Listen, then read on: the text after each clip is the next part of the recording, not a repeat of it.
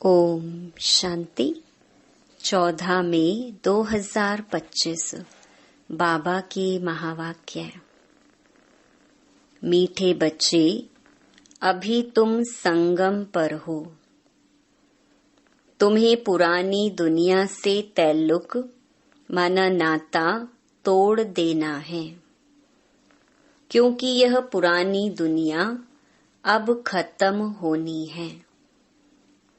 प्रश्न: संगम की कौन सी विशेषता सारे कल्प से न्यारी है? उत्तर: संगम की ही विशेषता है। पढ़ते यहाँ हो, प्रारब्ध भविष्य में पाते हो। सारे कल्प में ऐसी पढ़ाई नहीं पढ़ाई जाती जिसकी प्रारब्ध दूसरे जन्म में मिले। अभी तुम बच्चे मृत्यु लोक में पढ़ रहे हो, अमर लोक के लिए, और कोई दूसरे जन्म के लिए पढ़ता नहीं। गीत। दूर देश का रहने वाला। ओम शांति। दूर देश का रहने वाला कौन? यह तो कोई भी जानते नहीं। क्या उनको अपना देश नहीं है जो पराये देश में आए हैं? वह अपने देश में नहीं आते हैं। यह रावण राज्य पराया देश है ना? क्या शिव बाबा अपने देश में नहीं आते हैं? अच्छा, रावण का परदेश कौन सा है और देश कौन सा है? शिव बाबा का अपना देश कौन सा है, पराया देश कौन सा है? फिर बाप आते हैं पराये देश में, तो उनका देश कौन सा है? अपने देश की स्थापना करने आते हैं, लेकिन क्या वह अपने देश में खुद आते हैं? ब्रैकेट्स में 1-2 ने सुनाया। अच्छा, इस पर सब विचार सागर मंथन करना। यह बहुत समझने की बात है। रावण का पराया देश बताना बहुत सहज है। राम राज्य में कभी रावण आता नहीं। बाप को रावण के देश में आना पड़ता है, क्योंकि रावण राज्य को चेंज करना होता है। यह है संगम युग। वह सतयुग में भी नहीं आते, कलयुग में भी नहीं आते, संगम युग पर आते हैं। तो यह राम का भी देश है, रावण का भी देश है। इस किनारे राम का, उस किनारे रावण का है। संगम है ना? अभी तुम बच्चे संगम पर हो, न इस तरफ न उस तरफ हो। अपने को संगम पर समझना चाहिए। हमारा उस तरफ ताल्लुक नहीं है। बुद्धि से पुरानी दुनिया से ताल्लुक तोड़ना पड़ता है। रहते तो यहाँ ही हैं, परंतु बुद्धि से जानते हैं यह पुरानी दुनिया ही खत्म होनी है।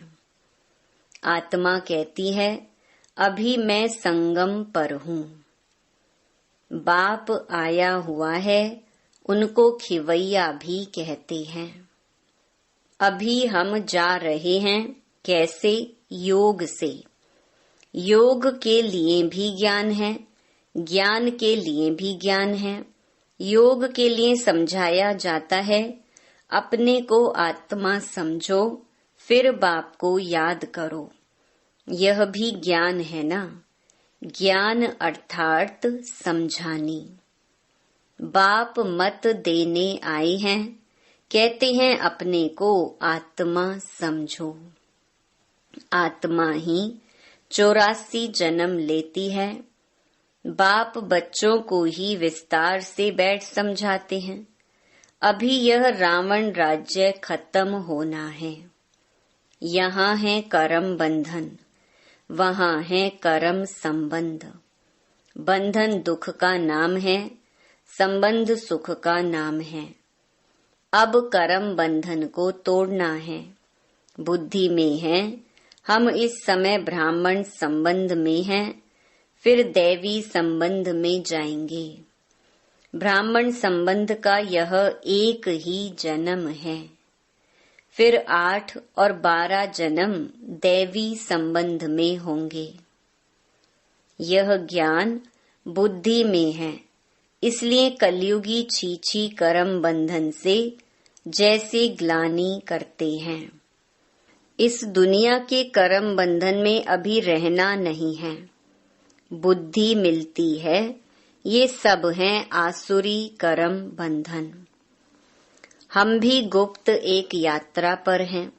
यह बाप ने यात्रा सिखलाई है। फिर इस कर्म बंधन से न्यारे हो हम कर्मातीत हो जाएंगे। यह कर्म बंधन अब टूटना ही है।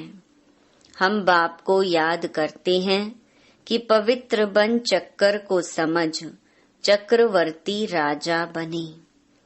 पढ़ रहे हैं, फिर उनका एक ऑब्जेक्ट प्रालब्ध भी चाहिए ना। तुम जानते हो, हमको पढ़ाने वाला बेहद का बाप है। बेहद के बाप ने हमको 5000 वर्ष पहले पढ़ाया था। यह ड्रामा है ना। जिनको कल्प पहले पढ़ाया था उनको ही पढ़ाएंगे। आते रहेंगे, वृद्धि को पाते रहेंगे। सब तो सतयुग में नहीं आएंगे, बाकी सब जाएंगे वापिस घर। इस पार है नरक, उस पार है स्वर्ग। उस पढ़ाई में तो समझते हैं, हम यहाँ पढ़ते हैं, फिर प्रालब्ध भी यहाँ पाएंगे। यहाँ हम पढ़ते हैं संगम युग पर। इनकी प्रालब्ध हमको नई दुनिया में मिलेगी।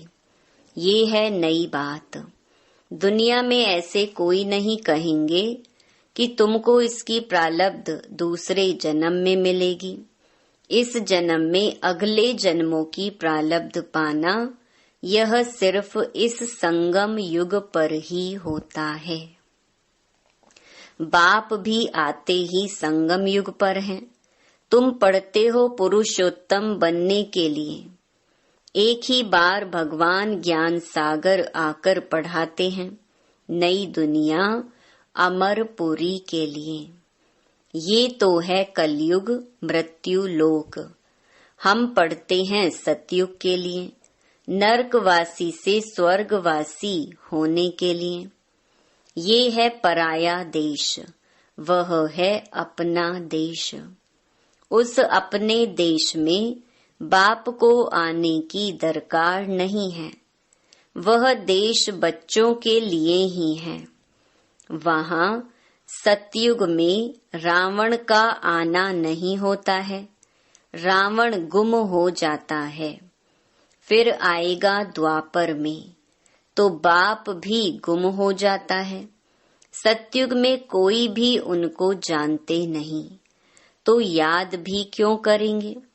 सुख की प्रालब्ध पूरी होती है तो फिर रावण राज्य शुरू होता है।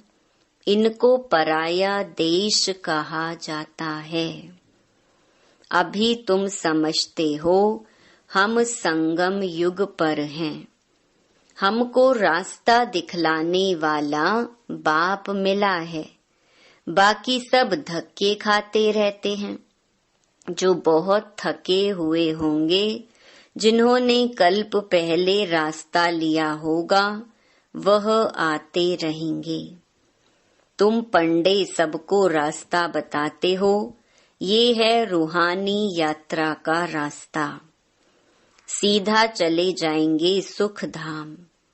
तुम पंडे पांडव संप्रदाय हो। पांडव राज्य नहीं कहेंगे। राज्य न पांडवों को न कौरवों को है। दोनों को ताज नहीं है। भक्ति मार्ग में दोनों को ताज दे दिया है। अगर दे भी तो कौरवों को लाइट का ताज नहीं देंगे। पांडवों को भी लाइट नहीं दे सकते, क्योंकि पुरुषार्थी हैं।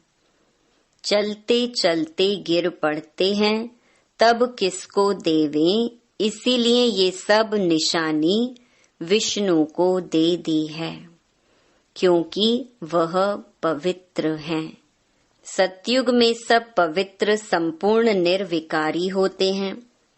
पवित्रता की लाइट का ताज है। इस समय तो कोई पवित्र नहीं है। सन्यासी लोग कहलाते हैं कि हम पवित्र हैं, परंतु दुनिया तो पवित्र नहीं है ना। जन्म फिर भी विकारी दुनिया में ही लेते हैं। ये है रावण की पतित पुरी। पावन राज्य सतयुग नई दुनिया को कहा जाता है। अब तुम बच्चों को बाप बागवान कांटों से फूल बनाते हैं। वह पतित पावन भी है, खिवैया भी है, बागवान भी है।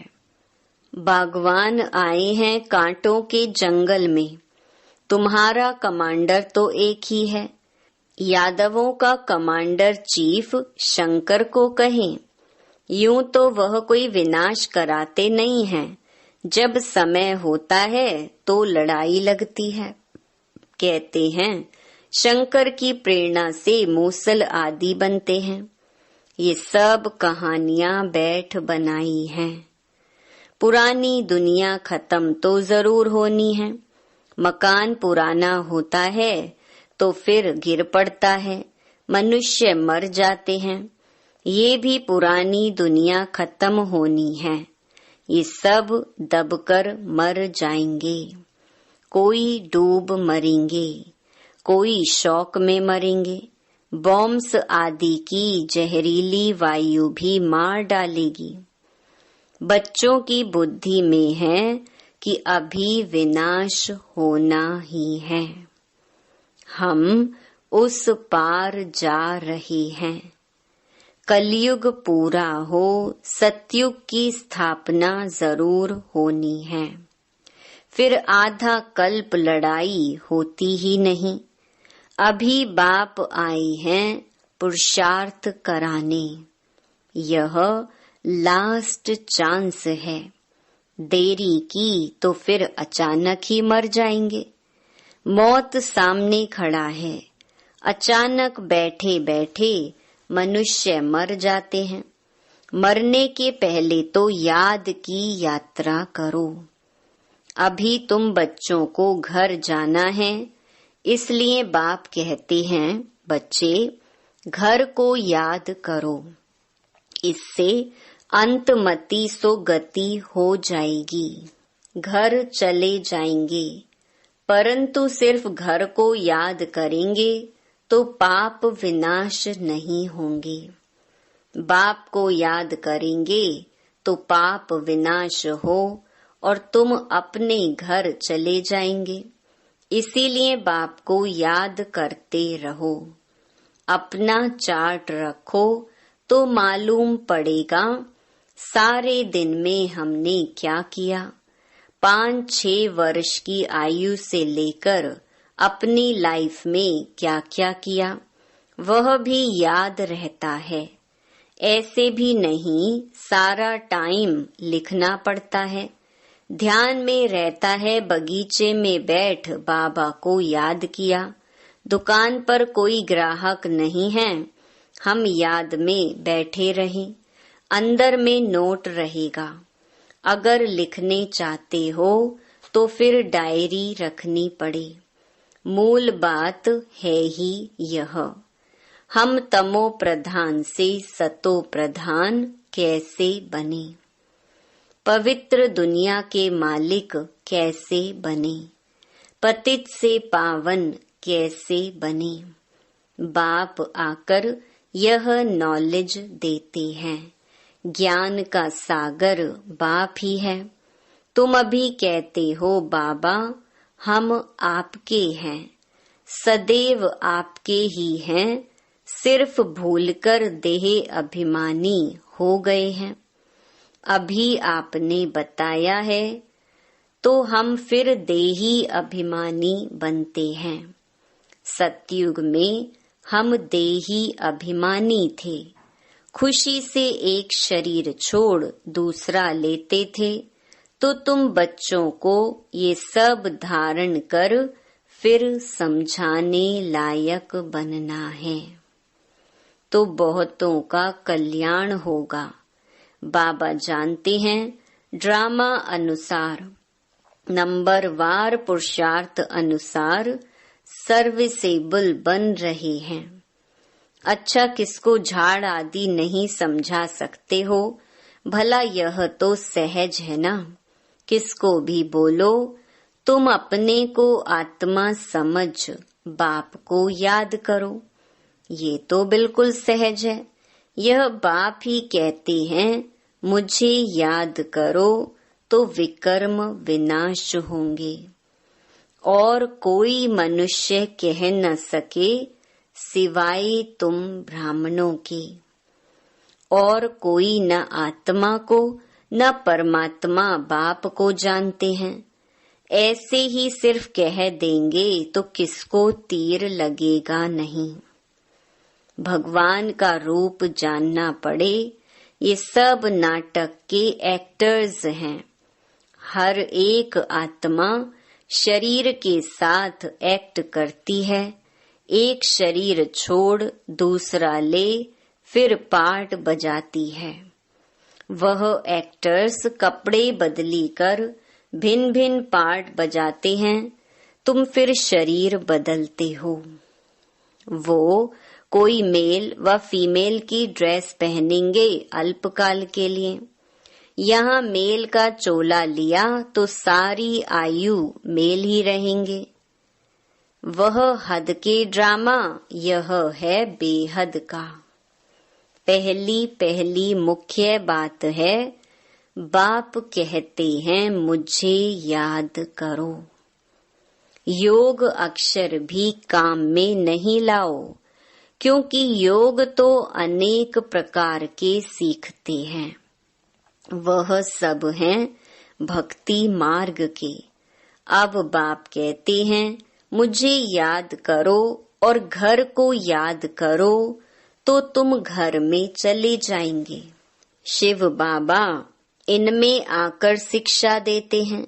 बाप को याद करते करते तुम पावन बन जाएंगे, फिर पवित्र आत्मा उड़ेगी।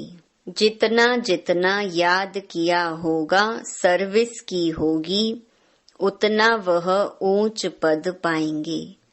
याद में ही बहुत विघ्न पड़ते हैं। पावन नहीं बनेंगे तो फिर धर्मराजपुरी में सजाएं भी खानी पड़ेंगी, इज्जत भी जाएगी, पद भी भ्रष्ट होगा। पिछाड़ी में सब साक्षात्कार होंगे, परंतु कुछ कर नहीं सकेंगे।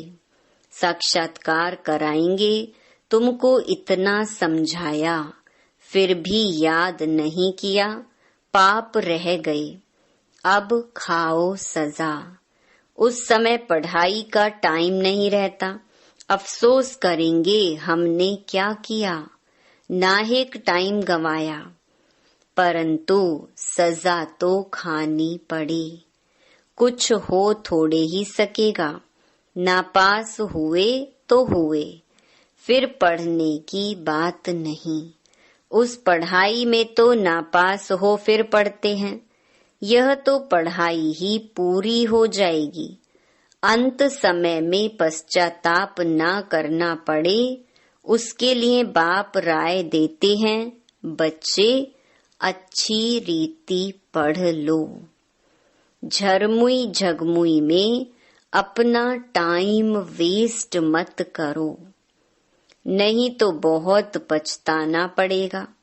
माया बहुत उल्टे काम करा देती है। चोरी कभी नहीं की होगी, वह भी कराएगी। पीछे स्मृति आएगी, हमको तो माया ने धोखा दे दिया। पहले दिल में ख्याल आता है फलानी चीज उठाऊं, बुद्धि तो मिली है, यह राइट है व रॉन्ग है। यह चीज उठाऊं तो रॉन्ग होगा, नहीं उठाएंगे तो राइट होगा। अब क्या करना है? पवित्र रहना तो अच्छा है ना। संग में आकर लूज नहीं होना चाहिए। हम भाई बहन हैं, फिर नाम रूप में क्यों फंसे? देह अभिमान में नहीं आना है, परंतु माया बड़ी जबरदस्त है। माया रॉन्ग काम कराने के संकल्प लाती है। बाप कहते हैं तुमको रॉन्ग काम नहीं करना है। लड़ाई चलती है, फिर गिर पड़ते हैं, फिर राइट बुद्धि आती ही नहीं। हमको राइट काम करना है, अंधों की लाठी बनना है। अच्छे ते अच्छा काम है यह। शरीर निर्वाह के लिए समय तो है, रात को नींद भी करनी है। आत्मा थक जाती है तो फिर सो जाती है, शरीर भी सो जाता है, तो शरीर निर्वाह के लिए, आराम करने के लिए टाइम तो है। बाकी समय मेरी सर्विस में लग जाओ। याद का चार्ट रखो। लिखते भी हैं, फिर चलते चलते फेल हो जाते हैं। बाप को याद नहीं करते, सर्विस नहीं करते, तो रॉन्ग काम होता रहता है। अच्छा, मीठे मीठे सिकीलधे बच्चों प्रति मात पिता बाप दादा का याद प्यार और गुड मॉर्निंग। रूहानी बाप की रूहानी बच्चों को नमस्ते। धारणा के लिए मुख्य सार। पहला, झरमुई झगमुई में अपना टाइम वेस्ट नहीं करना है। माया कोई भी उल्टा काम ना कराए, यह ध्यान रखना है। संगदोष में आकर कभी लूज नहीं होना है। देह अभिमान में आकर किसी के नाम रूप में नहीं फंसना है। दूसरा, घर की याद के साथ साथ बाप को भी याद करना है। याद के चार्ट की डायरी बनानी है। नोट करना है हमने सारे दिन में क्या क्या किया, कितना समय बाप की याद में रहे। वरदान, नम्रता रूपी कवच द्वारा व्यर्थ के रावण को जलाने वाले सच्चे स्नेही सहयोगी भव। कोई कितना भी आपके संगठन में कमी ढूंढने की कोशिश करे, लेकिन जरा भी संस्कार स्वभाव का टक्कर दिखाई ना दे। अगर कोई गाली भी दे, इंसल्ट भी करे, आप सेंट बन जाओ। अगर कोई रॉन्ग भी करता है तो आप राइट रहो। कोई टक्कर लेता है तो भी आप उसे स्नेह का पानी दो। यह क्यों, ऐसा क्यों, यह संकल्प करके आग पर तेल नहीं डालो। नम्रता का कवच पहनकर रहो। जहाँ नम्रता होगी वहाँ स्नेह और सहयोग भी अवश्य होगा।